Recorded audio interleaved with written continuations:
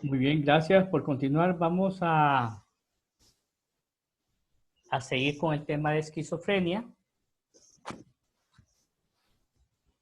Realmente ustedes no van a diagnosticar esquizofrenia. Quiero que se enfoquen en poder distinguir cuáles son los síntomas del síndrome psicótico, cuál es la etiología, los factores de riesgo, el tratamiento de emergencia y los criterios de remisión. Eso es lo que a mí me interesa. Pero obviamente tienen que conocer la esquizofrenia como el ejemplo más grande dentro del síndrome psicótico. Ya la esquizofrenia sí hace una enfermedad y se va a caracterizar como el síndrome psicótico por distorsiones fundamentales y típicas de la percepción, alucinaciones visuales sencillas, alucinaciones auditivas completas e incompletas, las alteraciones de la sensopercepción, alteraciones del pensamiento, estamos hablando de ideas delirantes primarias y secundarias, y alteraciones de las emociones o del afecto. Y esto puede estar relacionado con embotamiento o con afecto inapropiado. Embotamiento es que lamentablemente el paciente no va a reflejar ninguna emoción en su fascia. ¿Conocieron ustedes un personaje de caricaturas que se llama Droopy? Es viejísimo. Sí, es Sí, como un perro, ¿no? Un perrito, correcto, pero él de repente decía ahí, estoy feliz. Y no se le notaba ni alegría, ni tristeza, nada a ese perrito. Ese es embotamiento o aplanamiento afectivo. Y afecto inapropiado, ¿vieron ¿cuál es la película? De Joker, el Guasón, de Benicio del Toro. Esa risa característica que venía de la nada, ¿la recuerdan? Sí, Ese es un afecto inapropiado. Esa es una risa inmotivada, sí, pero también es un afecto inapropiado. De repente, el paciente con esquizofrenia ríe en situaciones o momentos que no debería estar riendo, o llora en situaciones que no debería estar llorando. Ese es el afecto inapropiado. La esquizofrenia, a pesar que es un síndrome psicótico, y para no confundirlo de otras etiologías de síndrome psicótico como el síndrome confusional agudo, hay que aclarar que hay claridad de conciencia y capacidad intelectual. La esquizofrenia no da fluctuación del estado de conciencia. El paciente se mantiene alerta. Y al menos en los primeros años va a haber capacidad intelectual. Sí, si tiene 5 o 10 años de padecer esquizofrenia, probablemente va a haber un deterioro. Eso es la disfuncionalidad. Y lastimosamente, el paciente con esquizofrenia tiene un riesgo aumentado de padecer condiciones médicas, como por ejemplo VIH, hepatitis B y hepatitis C. ¿Y por qué VIH y hepatitis B y C puede un paciente presentar un paciente con esquizofrenia? Porque si de repente el paciente se fuga de su casa, puede andar en la calle, puede ser abusado, puede ser maltratado y se puede infectar. Algunos pacientes con esquizofrenia les da por comer mucho, comer y se vuelven obesos. O de repente todo lo contrario, se desnutren porque se rehúsan a comer. Estos pacientes pueden tener también excesos en el consumo de cigarro o de marihuana, por lo que ya vimos, y pueden llevar a desarrollar enfermedades como TOC, otras patologías. Y los medicamentos que utilizamos, a pesar de que son muy buenos, no dejan de provocar alteraciones y efectos adversos a nivel metabólico. Mayor riesgo de diabetes, mayor riesgo de hipertensión, de dislipidemias, de síndrome metabólico. Importante, y este es uno de los pocos porcentajes que yo pregunto en los exámenes. Afecta al 1% de la población general. ¿Por qué hago énfasis en esto? Porque no todo paciente psicótico que llega a las emergencias va a ser esquizofrenia, solo el 1%. Entonces, hay que tener cuidado al momento de diagnosticar esta enfermedad. Y si yo no estoy, como médico, no psiquiatra, no estoy seguro de que puede ser esquizofrenia, pónganle síndrome psicótico. Y lamentablemente 10 a 15% de la población que sufre esquizofrenia se va a terminar suicidando. Bien. Etiopatogenia. Aspectos biológicos. ¿Qué podrían, estos hallazgos biológicos, podrían orientarnos o sugerirnos que el paciente tiene riesgo de esquizofrenia? Hablamos de desarrollo normal del cerebro. ¿Y qué hallazgos vamos a encontrar o qué encontraron en los pacientes, en los cerebros de pacientes fallecidos con esquizofrenia? Pues algunas anormalidades cerebrales como una disminución del volumen global del cerebro, una disminución del tamaño del cerebro, del volumen de la corteza prefrontal, dilatación de los ventrículos laterales. Esos son hallazgos que, aunque no patognomónicos, podrían sugerir. Alteración de neurotransmisores, principalmente dopamina, pero no deja de ser importante la serotonina, el GABA, el glutamato. Aspectos genéticos, hablamos de un 50% de posibilidades que se va a heredar el riesgo de desarrollar la enfermedad, pero también tenemos infecciones y traumas. El uso de forceps, distosia durante el parto, dificultades para el niño y para la mujer de poder nacer, de poder parirlo, entonces va a necesitar hacer maniobras no apropiadas como la Christeller, hacer maniobras como uso de forceps para sacar ese bebito, y en ese momento se puede provocar daños a nivel estructural del cerebro que pueden predisponer a la vida adulta de ese jovencito, de ese producto, a desarrollar una enfermedad. Infecciones. Las más frecuentemente asociadas son las infecciones virales, principalmente en el primer trimestre del embarazo. Aspectos psicológicos. Personalidad. Ya vimos que la personalidad nancástica predispone a esquizofrenia, que la personalidad paranoide, esquizoide, esquizotípica van a aumentar el riesgo de desarrollar esquizofrenia. Patrones de afrontamiento. Hay gente que es muy fantasiosa y que no enfrenta la realidad de una manera adecuada. Tienen déficit de habilidades sociales. Y el consumo de drogas también puede llevar a que una esquizofrenia latente aflore. Familia. Ejemplo. La serie y la película Psicosis. Bates Motel y la película Psicosis. Si tuvieron la oportunidad de ver esa precuela o vieron la película, verán cómo una familia disfuncional, una madre patológica, puede provocarle una enfermedad mental a sus hijos.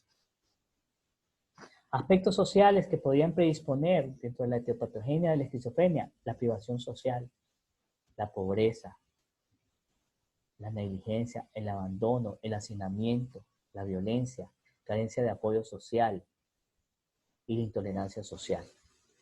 Esos son posibles factores etiopatogénicos para el desarrollo de esquizofrenia. Dentro de la esquizofrenia tenemos dos grandes síntomas. ¿Cuáles son? Los síntomas positivos y los síntomas negativos. Los síntomas positivos no es que sean buenos, sino que son los más evidentes, los que van a alertar a la familia a buscar atención, a buscar ayuda. Y estos síntomas positivos o evidentes van a aparecer en los primeros 5 años de tratamiento.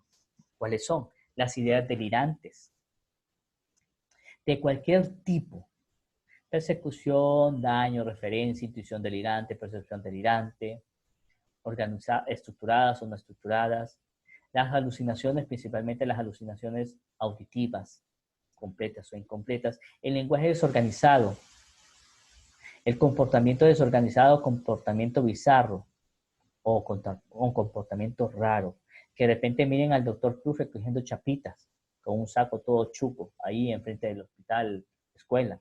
Ese es un comportamiento desorganizado. Comportamiento catatónico, así como Emily Rose en la película, que tenía un comportamiento bastante desorganizado, que de repente se agitaba y salía corriendo, o que de repente adoptaba posiciones bastante incómodas, esa es catatonia. Y los síntomas negativos, pues son fáciles, todos comienzan con A. Se pueden presentar después de los 5 años de haber iniciado el cuadro clínico de esquizofrenia, y ese es el aplanamiento afectivo, la falta de expresión emocional, nada lo alegra, nada lo pone triste, o al menos no aparenta. Alogia, va perdiendo la capacidad de hablar este paciente, a dar nombre a las cosas. Abulia, la bulia es que ahí donde lo sientan, ahí donde lo colocan al paciente, de ahí no se mueve.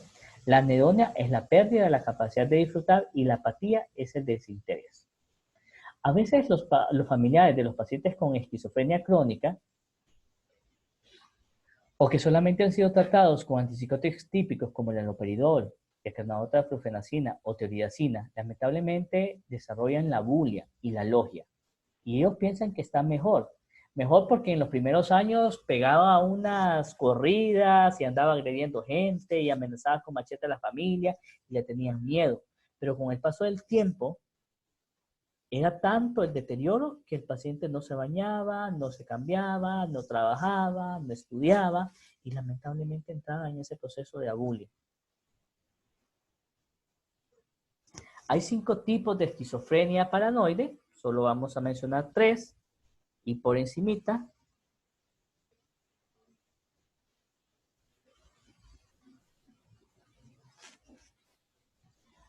La personalidad, la esquizofrenia paranoide, aquí va a tener alterado principalmente el afecto y el pensamiento.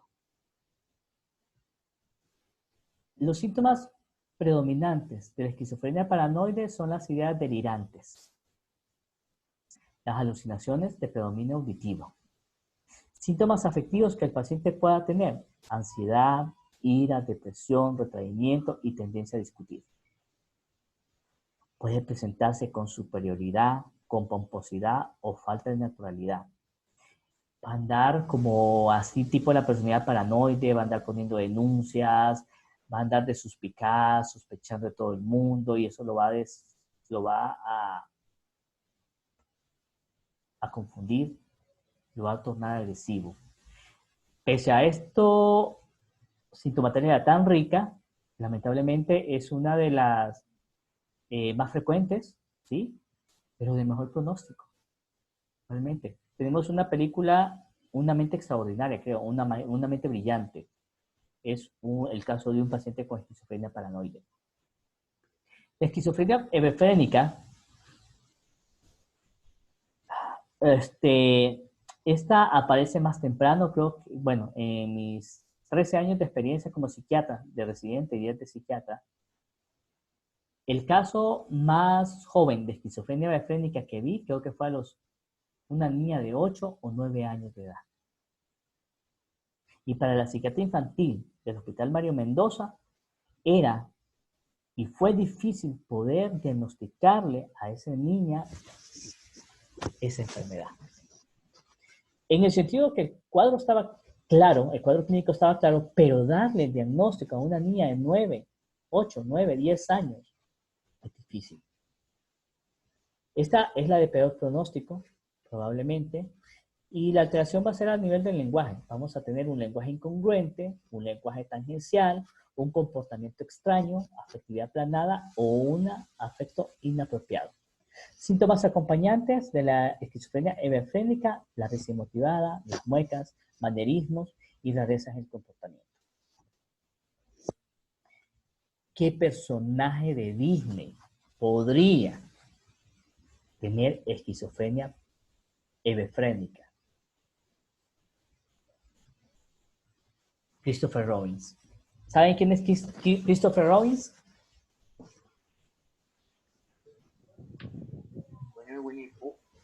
El de Winnie Pooh, correcto. Lamentablemente un cipote.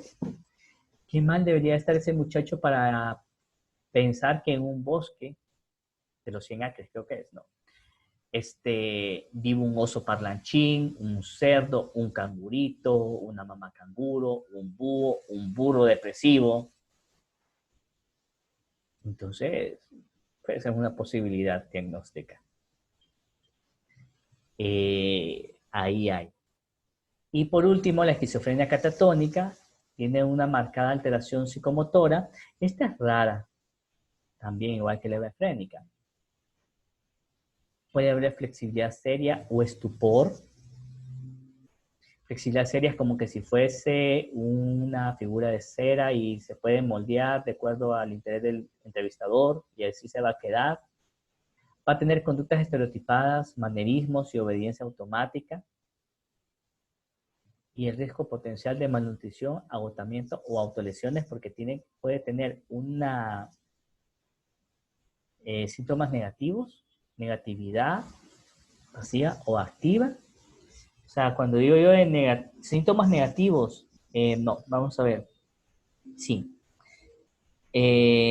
Síntomas negativos de forma activa es que si yo le digo, abra la boca, él no la va a abrir. Pero si yo intento abrir la boca a ese paciente, el paciente se va a rehusar. Y si fuera negatividad pasiva, yo le voy a decir, abra la boca, el paciente no va a hacer la acción que yo le estoy pidiendo, pero si yo decido abrir la boca, él no va a poner resistencia. Estos pacientes a veces tienen negatividad a comer, a tomar líquidos, y pueden pues caer en desnutrición, en agotamiento o autolesión. Ahí, una catatonia es lo que tenía Emily Rose en la película. Bien.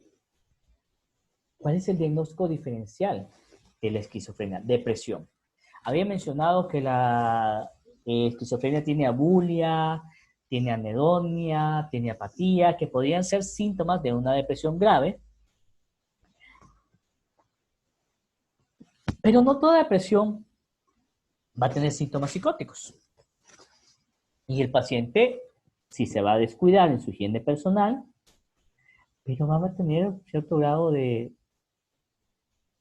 evidencia de síntomas depresivos, del llanto, la tristeza, siempre va a haber anedonia, fatiga,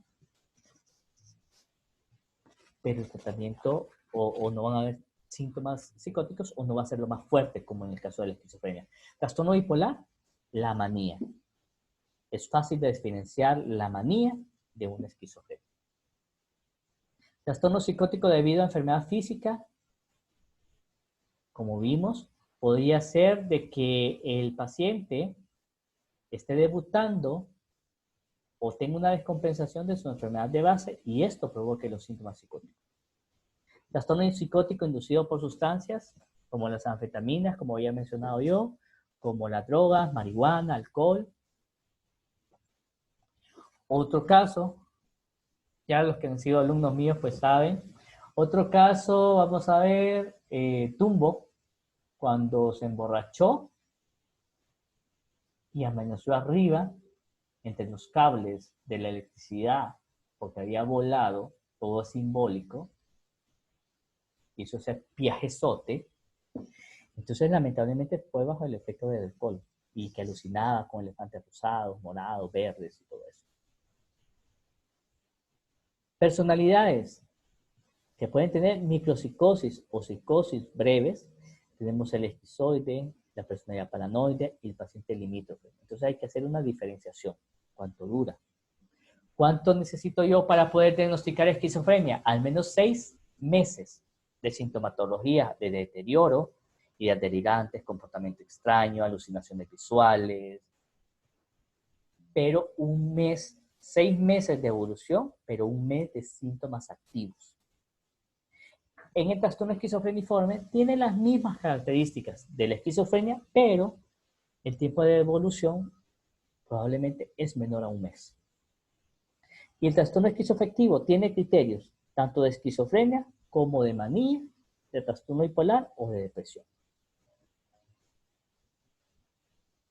Había mencionado que la esquizofrenia puede llevar a un mayor riesgo de enfermedades médicas asociadas así al comportamiento del paciente, pero también por el tratamiento.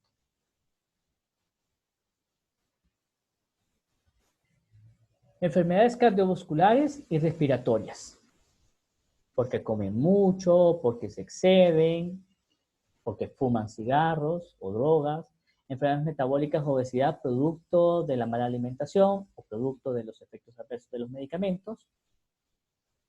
Enfermedades neurológicas que podrían asociarse porque de repente andaban en la calle y fueron atropellados o se cayeron, tienen convulsiones. Enfermedades infecciosas por la promiscuidad, por ser víctimas de maltratos, de abusos, sífilis, hepatitis B, hepatitis C, VIH. Y patologías asociadas al abuso de alcohol y del tabaco. Esas serían como las comorbilidades al que el paciente esté expuesto, ya sea por la enfermedad en sí o por el tratamiento. ¿En qué casos? Yo creo que aún estábamos terminando. ¿En qué casos vamos a hospitalizar al paciente? Para propósitos diagnósticos. Cuando a mí no me queda claro si esta psicosis que tiene es por consumo de drogas, es por un trastorno depresivo, psicótico, o es por esquizofrenia. Entonces mejor lo ingreso para observarlo, para ver cuál es el comportamiento y cuál es la evolución de la enfermedad durante los días que esté internado. También la hospitalización podría estar relacionada con el objetivo de estabilizar los síntomas agudos, porque en la casa no tienen la contención suficiente o no está tan, tan manejable por la familia dentro de la comunidad.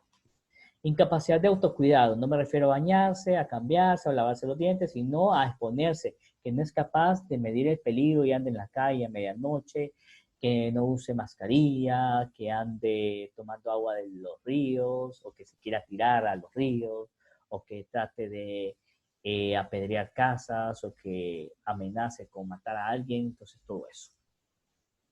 En casos de agitación psicomotriz y agresividad, que el paciente, además de su cuadro psicótico, tenga riesgo suicida, y cuando hay pobre apego al tratamiento, cuando le damos la familia el tratamiento y el paciente no colabora o se resiste o hay resistencia a las dosis terapéuticas. Bien, y aquí terminamos la clase por el día de hoy, jóvenes. Ahora, si hay preguntas sobre este tema,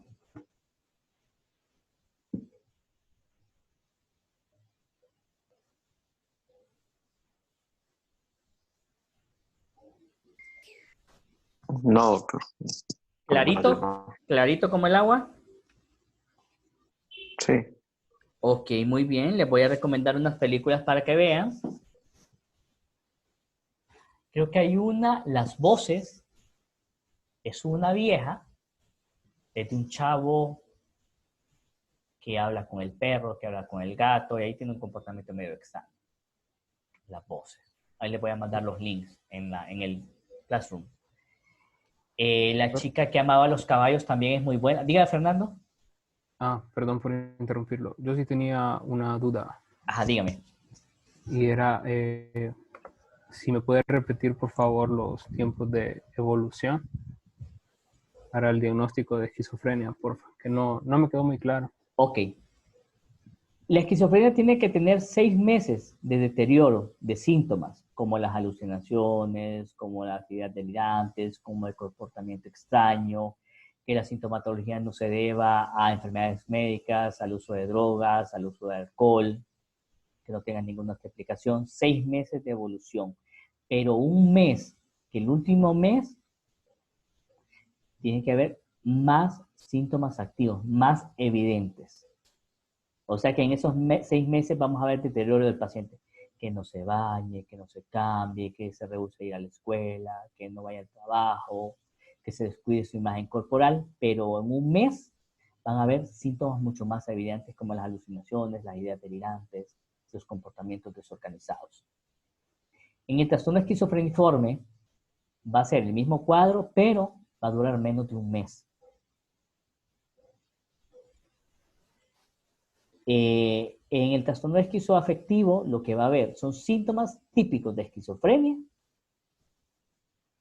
pero acompañados de síntomas de trastorno bipolar o de depresión. ¿Estamos más claros, Fernando? Sí, doctor. Gracias. Ok, muy bien. ¿Alguien más?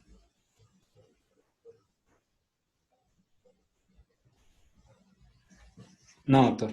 Ok, muy bien, gracias, Hugo. Entonces, películas que yo les recomiendo ver. Las voces es una de ellas.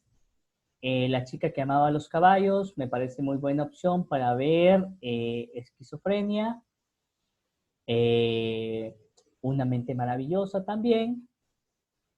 Y creo que me falta otra que se la voy a presentar en el Classroom para que ustedes tengan la oportunidad de ver y puedan afianzar los conocimientos.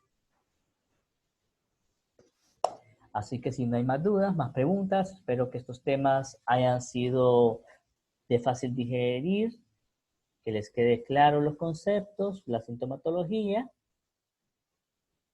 y pues nos conectamos el lunes con el último tema que son antipsicóticos típicos y antipsicóticos atípicos.